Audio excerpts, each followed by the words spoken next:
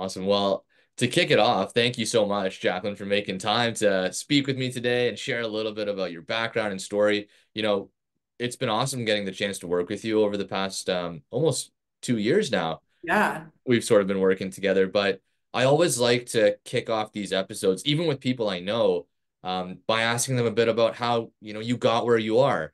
So, I know you mentioned that you're about to move into an entirely new role. But Yes.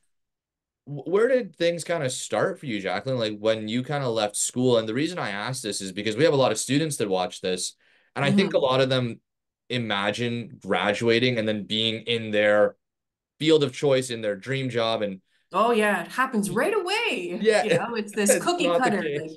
by the time I'm 25, I'm gonna be married, I'm gonna have a career, I'm gonna have a house, but it doesn't always play that way. And it's so important for the future generations to know that it's sometimes it's okay to take a step back, 100%. and that you will might have different careers throughout your lifetime, right? So I think that's a very important aspect to bring up. I agree, and that's kind of why I ask, are there highlights kind of from your career journey that you can share with us, just that give us kind of a glimpse into, the path you've taken to get where you are? Absolutely. I feel like my path has changed so many different times. I went to university when I was 18 years old and I thought I wanted to be a teacher. So when I went to university when I was 18, I wanted to be a teacher. I wanted to be a history teacher. And then when I was in my program, I did my Bachelor of History, and then I realized I don't want to teach kids. Oh yeah. So again, I already had that change of what I wanted to do. I was so young, 18 years old. I thought I knew everything, but I No. didn't, you know? So after I was in university, I was thinking, what can I do? And then I started to evaluate what I like to do. And a place where I spent a lot of the time is in the library. I was Okay. spending a lot of time there studying, and I like the ambiance, and I like kind of like the learning environment and being surrounded by books. So I went to college after university and did a library technician diploma. And Okay. then following that, I had a bunch of part-time jobs just to make ends meet. Yeah. Working three different jobs when you're in your early 20s is easy. So and then when I was 24, I got a full-time position at Mohawk College, and Okay. I was there for several years. The great part about working at Mohawk is that you can take PD leaves. So Okay. I took a 1 year PD leave, went to Scotland, did my Wow. master's in Scotland, my master's in information systems, information systems in Scotland, came back to Mohawk. And I was always interested in VR because I like gaming. Yeah. And there was a position opening up in the VR lab to become a project manager. And I started taking project management courses because I thought that that's what the role kind of that's my new path I'm going to wind down. So then I got that job, and I was in my current role, the project manager role, for about 2 years. We were developing in-house VR applications for curriculum and for industry, and it was exciting, and it was a very kind of a startup mentality and the excitement. And then recently, I started to reevaluate my current career, Yes. um, being in VR and really looking at the work-life balance and saying like, you know what, I'm making a lot more money, but the work-life balance isn't there. And then in my next chapter in my life, I want to start a family, and I think that the work-life balance is so important. So I decided to step down and then actually return to my home position in the library. That is so cool. And I think students learn so much from hearing these kind of stories, Jack. And so thanks for sharing, Absolutely, the overview of, what you've done so far. And I think it's important to recognize that you can start doing something like, exploring yeah. teaching and change your mind. Yeah, absolutely. There's so many people that are doing that. And even working at the college, like I used to work at the health sciences campus, and the amount of nursing students that were older, 50s. I remember one guy who was in his like 70s, so it's never too late to start a new career. And I feel like, maybe like in the 90s or back then, it used to be like you have to have your career started in this way, but it doesn't always work out that way. So, yeah. No, absolutely. And it's interesting to hear that you kind of picked an environment really that you enjoyed and found a way to contribute to it, in a role as a librarian technician, you called it there? Yes, library technician, yes. Library technician. And Hmm. I think that's interesting too, to just recognize, a place you enjoyed being and then to figure out, okay, well, how can you, take a role in that space? Um, did you end up taking courses towards that, um, you know, on its own, or was that during, that period where you had three or so jobs that you were saying? For the library. Yeah, So for the library, I had done my diploma, my 2-year college diploma. And got it. then when I was working in the library, I was always taking courses. Uh, So library courses. I remember even I took one on the psychology of serial killers, which had nothing to do with my career, but I was just very interested. I love learning, right? okay. So even like I've always been interested in upskilling and taking courses just to better myself.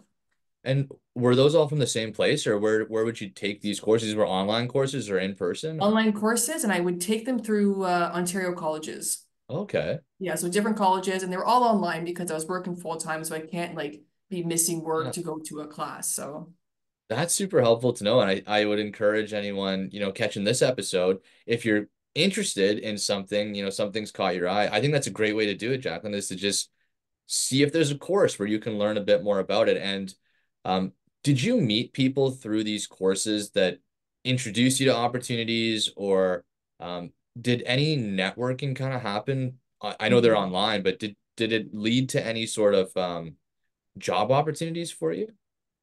Not really. Like these, because these courses were online, and I feel Mm, like that's an issue I've had with online courses. It's hard to build a rapport with your classmates. true. And especially if you're doing group projects or just even when you're in discussion boards, I think that when you're in person, you can build more of a connection. Hmm. So for those online courses, I wasn't able to build connections. But when I was doing my master's, it was obviously in person, and that's when I was able to forge connections with people in the industry. Okay, that's interesting to know. So I agree. It's maybe a little more nerve-wracking to be in person, meeting new people, but it is where a lot of magic happens. And that's incredible, by the way, that you spent a year in Scotland. What a cool opportunity. What made you pick Scotland? Just curious?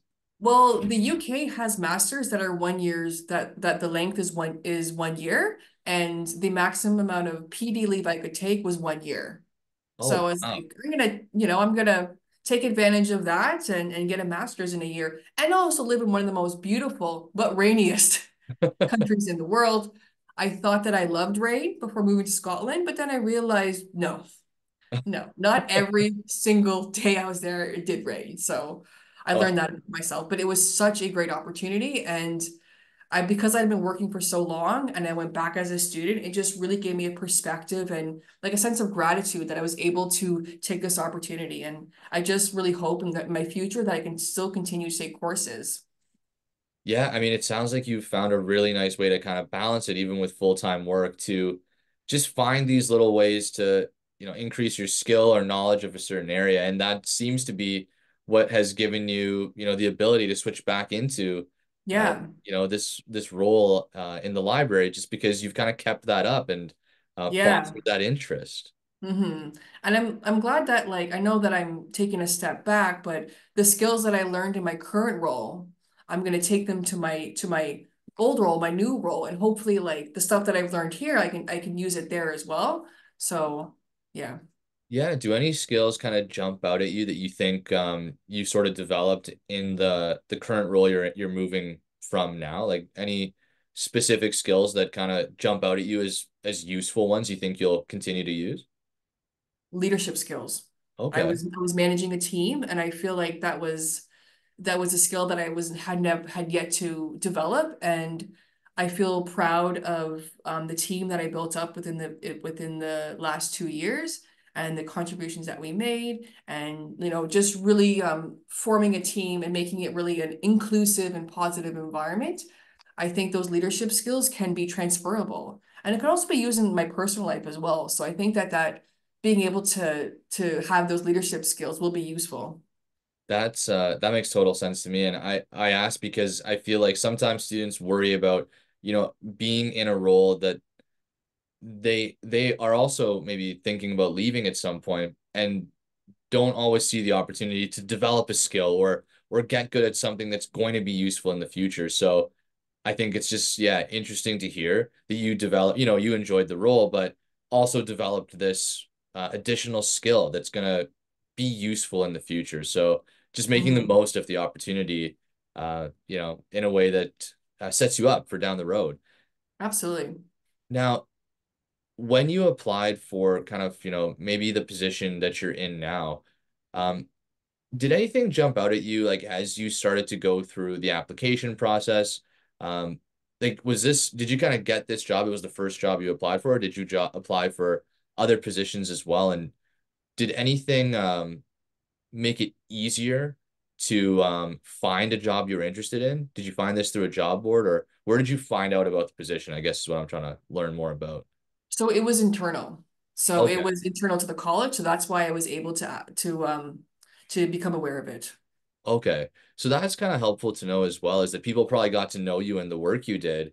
And Exactly, yeah, and networking and and just making showing up to events, and I think that's a really important piece as well. And also being able to talk to people. Like one of the most important skills that I can't stress enough to the future generations is being personable, being, really being engaging, remembering people's names, shaking people's hands, introducing them to yourselves. Like that is such an important skill.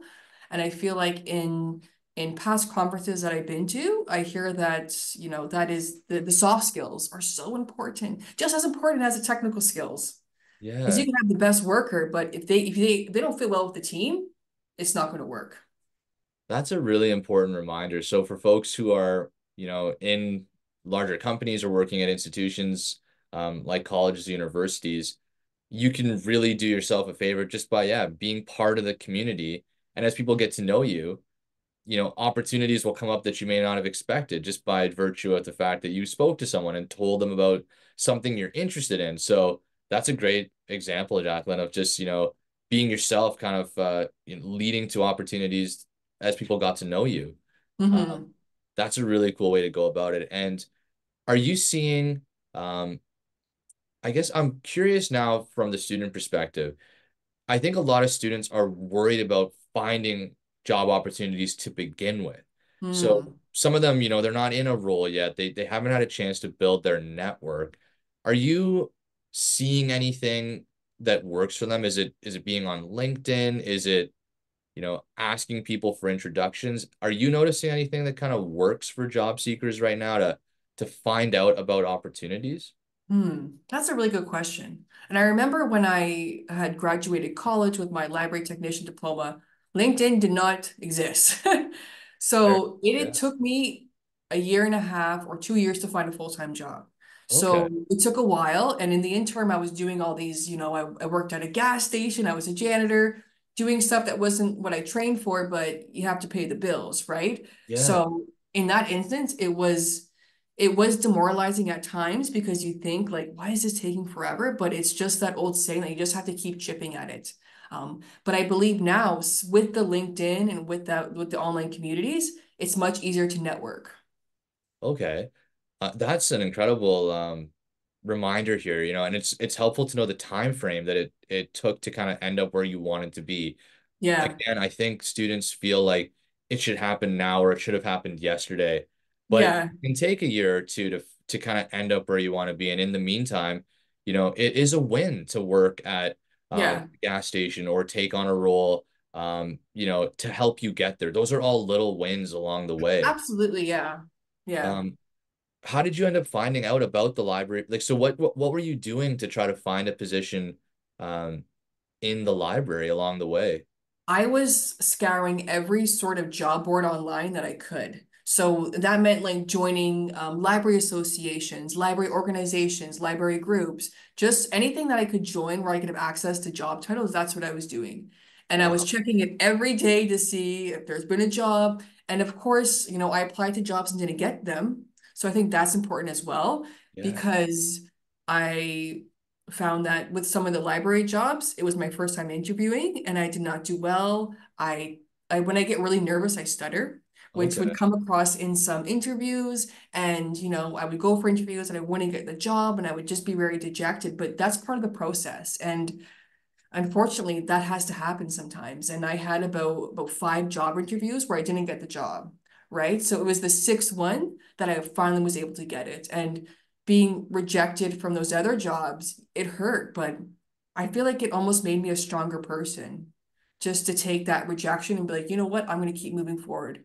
You're not going to knock me down. That's another great reminder because I think sometimes when you get rejected from, something like a job interview, it can start to feel like, oh, you're not qualified for the position. That's why you're not being picked. When in fact, to your point, it might just be that you're actually just not used to interviewing and having to tell Yes. people why you're qualified. And that's just coming to mind hearing that because I know you and I've worked with you and you're one of the most talented people I've seen in this role.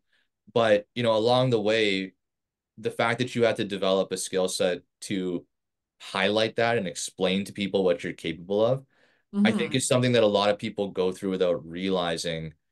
So for those of you again listening, if you've been to an interview and you haven't got the role, it might not be because of your qualifications. It might just be that you're new to interviewing itself. Yeah.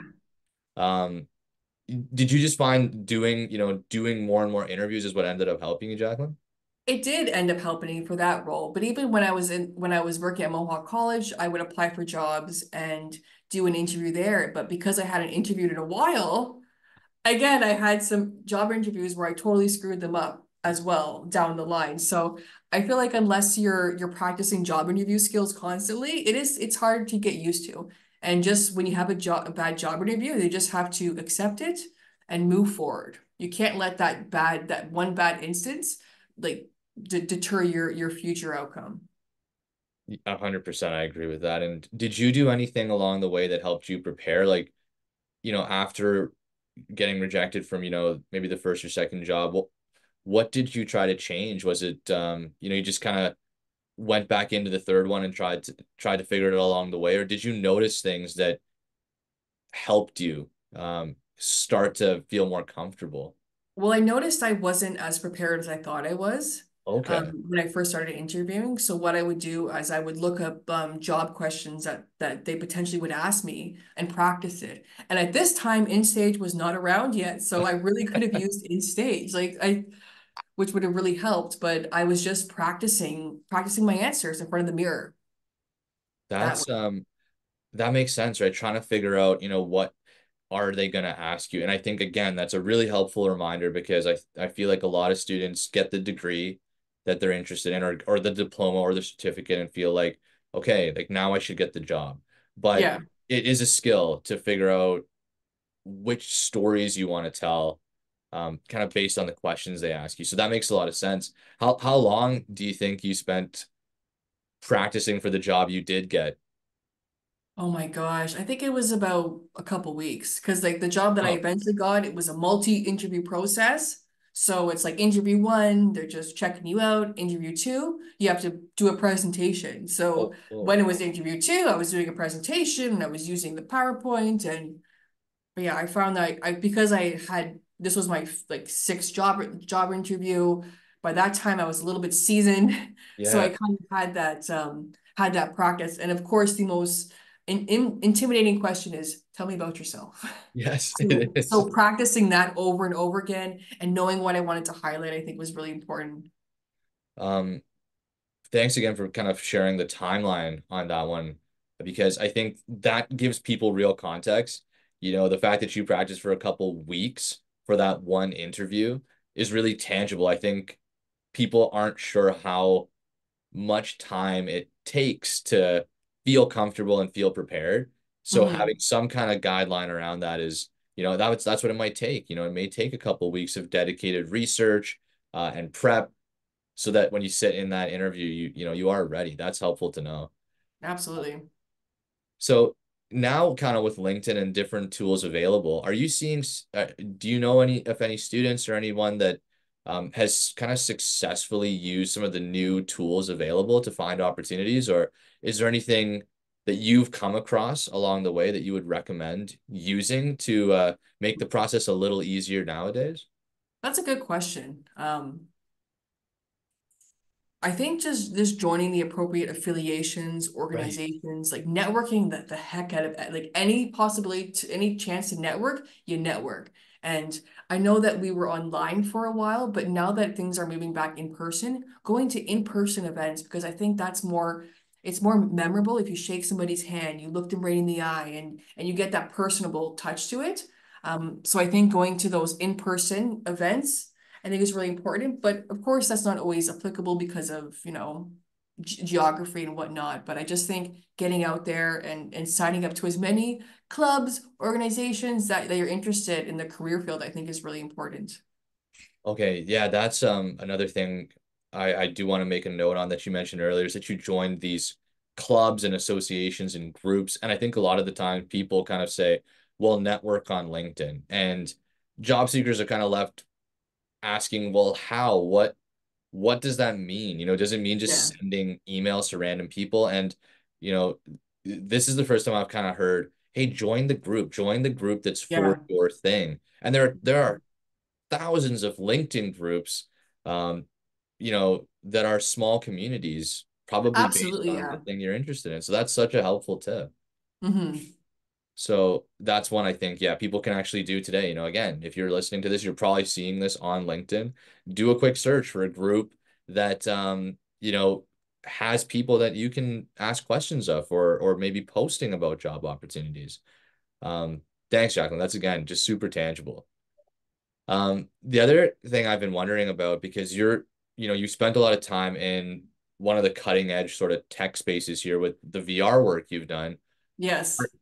are you noticing trends or opportunities it doesn't have to just be in tech, kind of just in the workplace right now that you think there's going to be, new job opportunities in? Like, do you think that there are going to be new opportunities to work in the VR space or AI, or is there another field that you predict there might be some new opportunities in? Hmm. I think it depends on the college or university itself. I know with these innovative technologies like VR and AI, there's certain organizations that are actually creating departments and creating full-fledged teams dedicated to this. So there are certain like players or colleges and universities that are actually saying like, yeah, let's do with this innovative technology and let's build stuff around it. Okay. So maybe to keep an eye out for job opportunities in that space. Now, as someone who's kind of used the tech firsthand, um, do you have any thoughts on what's needed to kind of see it become easier to use, or just any thoughts on general on where you think VR is going? I think you hit the point. It needs to be easier to use. It needs to I be think like so. putting on my glasses and that's it. Just that simple. As well as there needs to be more considerations for accessibility because it's not accessible for people that have low vision. That's a fair point as well. Yeah, 100%. Of course, I spent a lot of time using some of the early headsets, Oh, trying to explain to people how they work. oh gosh, yeah. And Mhm. it's an incredible technology, but one that is, pretty tricky to learn how to use. Yeah. Um, And it's also a lot of people get sick from it, myself yes, included. So I think yeah, that we don't really know what causes that. And there's actually been no long-term studies on what VR can do to humans. So I think that's also important as well. I think that's definitely going to be interesting to see kind of research on in the future. Uh, Hmm. do you have any predictions, as the form factor gets more accessible and the technology gets a little bit easier to use, um, on what the some of the use cases of VR might be? Do you have any thoughts on, where it might be useful or what um, we can expect to kind of see from the platform itself, like the So technology as well? So I think the beauty about VR is that you can practice high risk scenarios in a safe environment. So I'm seeing a lot of uptake in health sciences for nurses. They can practice those difficult encounters with patients in VR, and it's a complete safe environment, as well as the skilled trades engineering, meaning that you can train people in very dangerous occupations in VR. So I think that for like those situations, I think that VR is going to excel. I think so as well. I think it's going to be things around that, and that it's just going to, yeah, get easier for people in those roles to prepare for the Mhm. real thing. Yeah, I agree. I definitely agree with that. Um, well, again, thank you so much for making time to Oh, chat you're today and welcome. share, insights from your life and your career. I feel like those are those are sometimes the things that hit home the most is just hearing someone else's story and getting a Yes. sense of how they navigated it. So Mhm. truly appreciates the insights today. Do you kind of have just, anything else you'd like to share with job seekers today? People trying to find, where they fit and where they can contribute, kind of any sort of final thoughts that you'd like to share?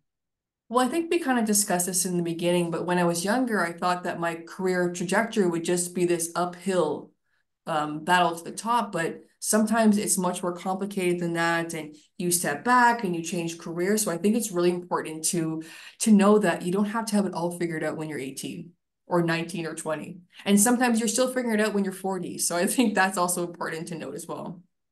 That's a great reminder. And like you said, right, you had someone that you were in class with that was in their 70s. Uh, Exactly, yeah.